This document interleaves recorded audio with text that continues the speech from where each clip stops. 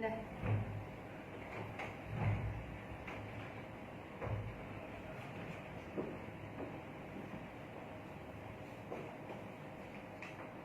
Assalamualaikum warahmatullahi wabarakatuh. Waalaikumsalam warahmatullahi wabarakatuh. Selamat pagi anak-anak. Selamat pagi Ibu. Bagaimana kabarnya hari ini? Alhamdulillah baik. Oke, ada yang tahu nggak hari ini kita akan belajar materi apa? Tahu. Baru udah belajar ya kemarin? Oke. Sebelum pelajaran kita absen terlebih dahulu ya. Iya Ibu.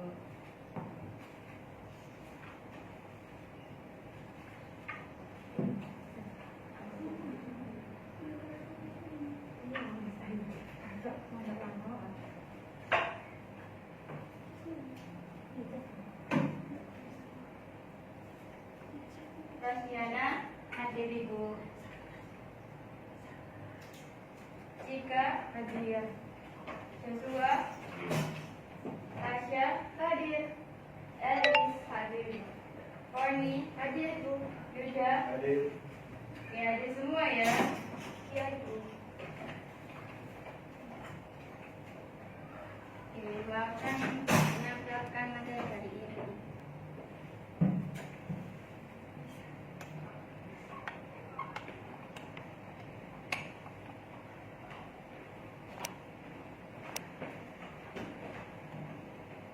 Oke, hari ini kita akan belajar mengenai korespondensi bahasa Indonesia.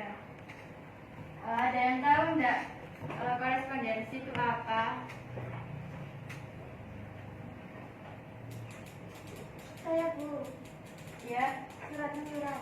oke, betul, betul banget. Ada yang lain?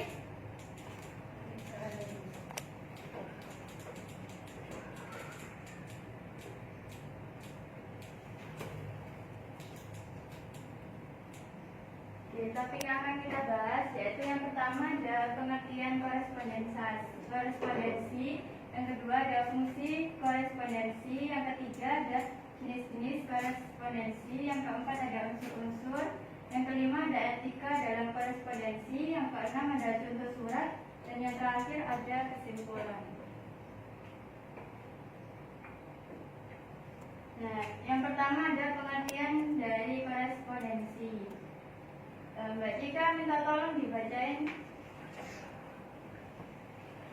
Korespondensi adalah kegiatan surat menyurat yang dilakukan antar individu, organisasi, atau perusahaan dalam berbagai keperluan bisnis dan administrasi dalam dunia admin perkantoran. Korespondensi digunakan untuk menyampaikan informasi resmi secara tertulis.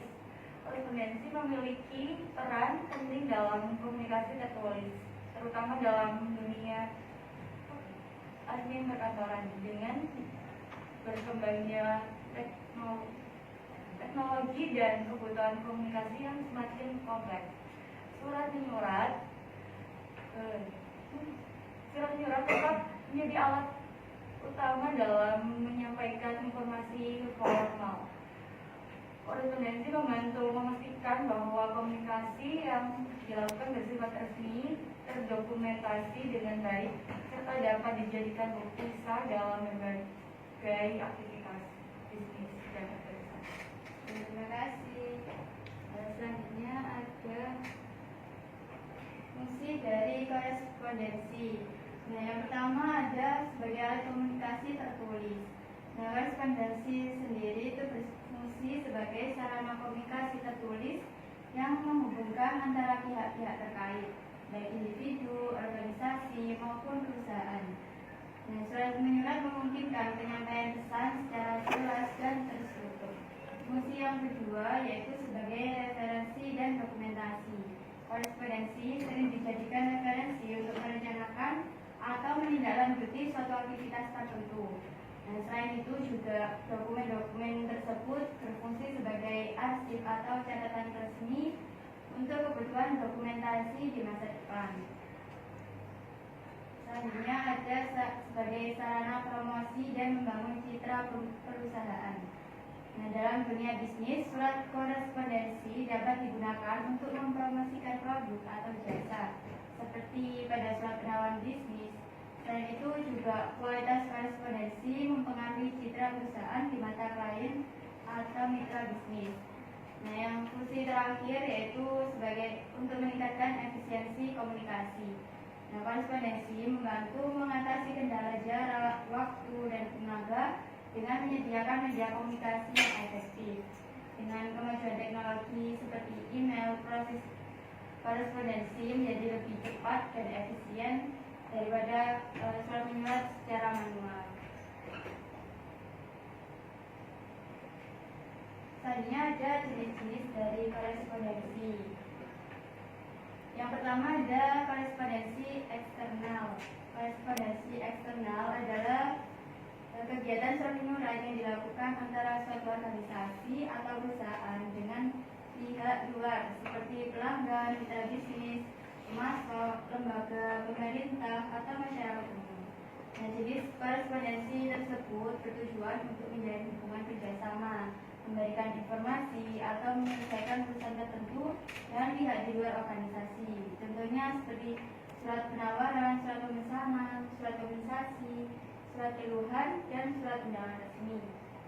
Nah, jenis korespondensi yang kedua yaitu korespondensi internal. Korespondensi internal adalah kegiatan surat menyurat yang dilakukan di dalam suatu organisasi atau perusahaan. Jenis korespondensi ini bertujuan untuk menyampaikan informasi, instruksi, atau koordinasi antar bagian, divisi, atau karyawan dalam organisasi tersebut. Nah, contohnya seperti surat keputusan, surat pemberitahuan, surat undangan, surat peringatan, dan surat edaran. Selanjutnya ada unsur-unsur dari korespondensi. Nah, dalam pembuatan surat korespondensi terdapat 4 unsur penting yang harus diperhatikan. Yang pertama ada pengirim, yaitu identitas pihak yang mengirim surat. Yang kedua ada penerima atau identitas pihak yang dituju. Misalnya surat tersebut ditujukan untuk siapa, di mana, dan waktunya kapan.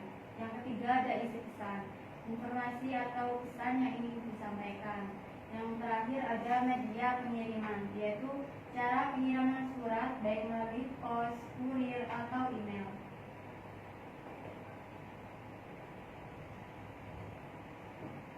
Selanjutnya ada etika dalam korespondensi.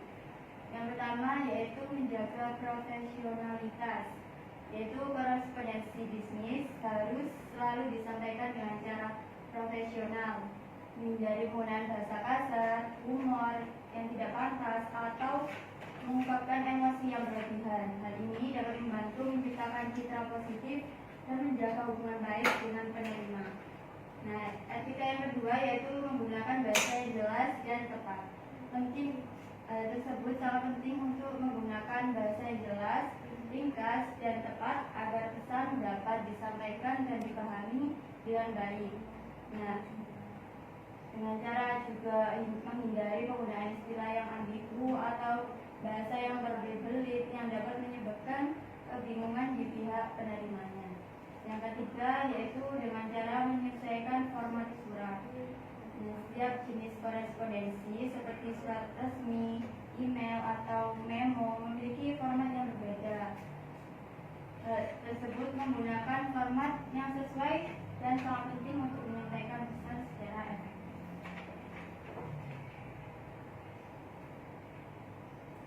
Nah, di sini ada contoh surat yaitu surat eksternal dan surat internal. Nah, surat eksternal itu apa sih? Surat eksternal itu dari pihak luar ke perusahaan kita. Misal nih, Mbak Rosdiana punya PT. Nah, dari PT luar itu mengirimkan surat kepada PT-nya Mbak Rosdiana.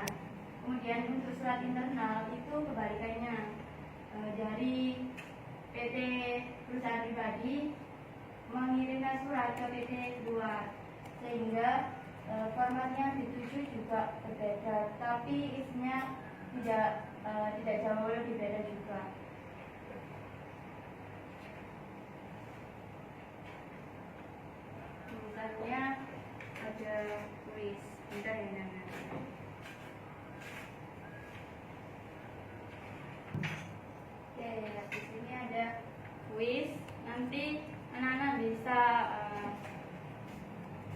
ikutan, nanti dapat nilai juga. Ini kuisnya materinya dari materi tadi korespondensi. Oke, ibu mulai ya anak-anak. Nanti ini kayak teka-teki, nanti di jawab itu juga ada garis-garis itu jumlah hurufnya. Nanti kalau sesuai juga benar kok. Nanti bisa dijawab.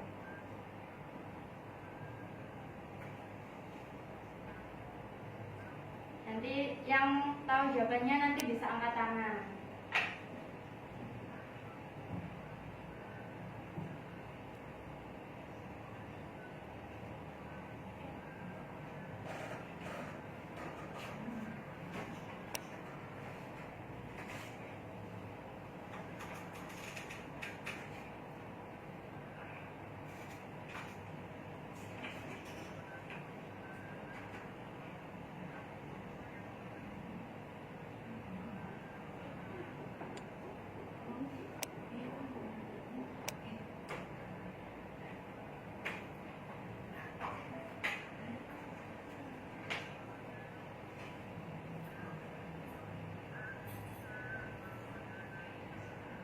Ayo yang tadi.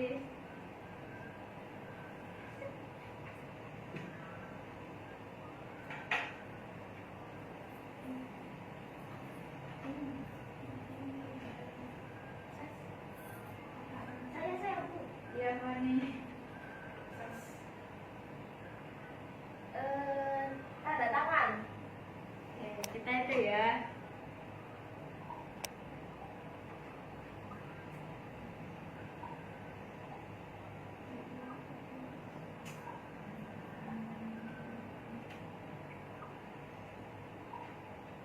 Ya, apa tidak ini?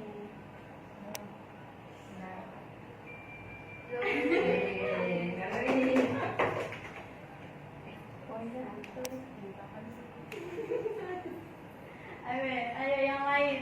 Barangkali tahu nih. Tadi udah dijelasin juga. Ada di contohnya juga tadi. Oh, surat. Ya, coba.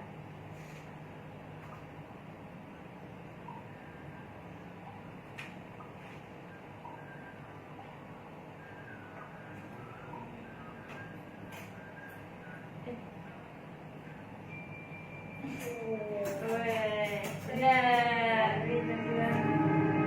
Satu poin. Yang lainnya belum. Tujuan utama dari korespondensi. Saya. Ya,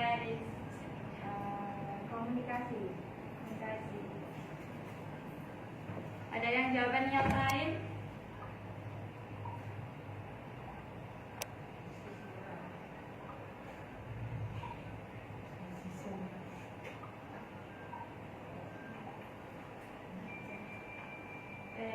Betul.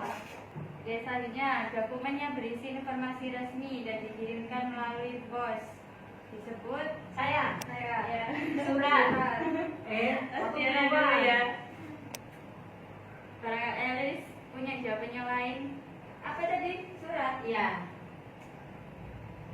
Surat.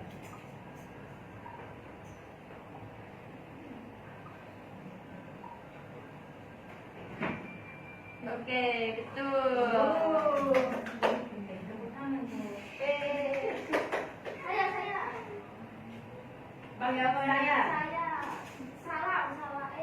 Salam. Belum. Surat dari masa. Saya. Surat. Siapa dulu tadi? Saya. Yang jawab dulu Eris.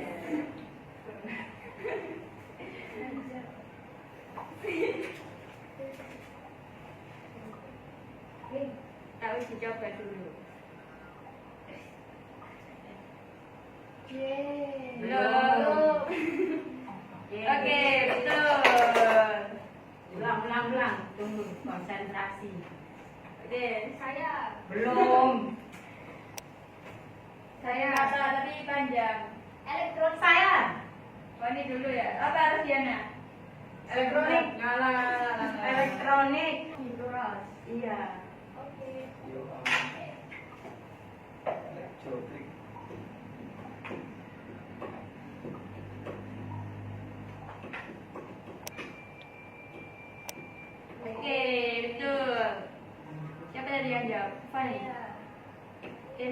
tinggal 4 soal.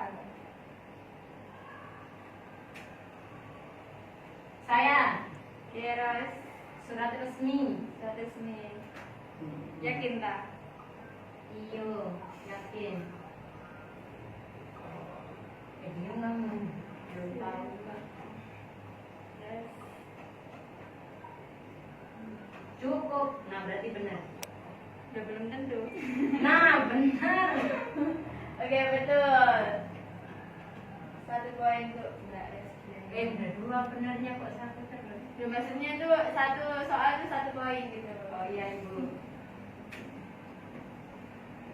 Nama penerima surat biasanya ditulis di bagian Saya. apa? Alamat. Yang lain, barangkali ada jawaban, diberi kesempatan. Ya, Alamat. Yang lain. Yang lain. Bedanya bedanya yang ngomong kayaknya orangnya yang beda. Iya, betul. Nggak beda yang jawab. Oke, kayaknya Mbak Diana tadi memperhatikan ya. Oh, jelas. Oh. Perhatikan kamu, perhatikan kamu. Oke, Saya yang- CC. CC. Apa itu CC? CC.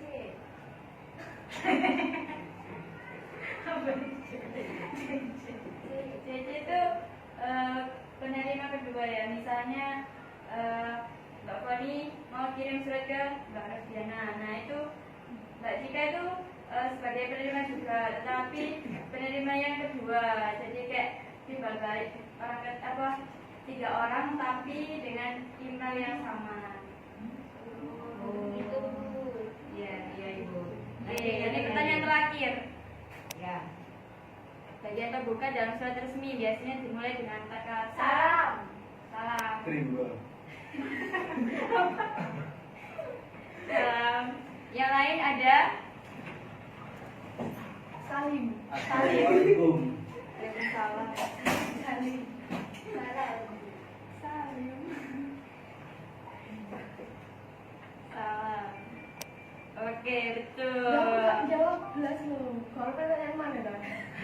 Mau tak dibuatin PR khusus untuk Mbak Tasya? Enggak sih jawab. Ini loh Joshua mau. Dolo.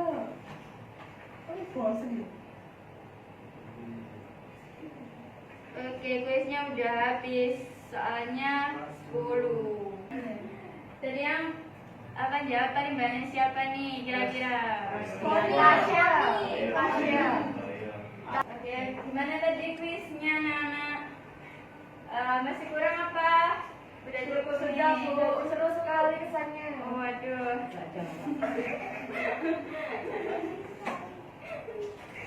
Oke ya, di sini ada soal ya anak-anak, tapi soalnya ibu kirim di grup. Nanti kita bahas bersama. Wah, aku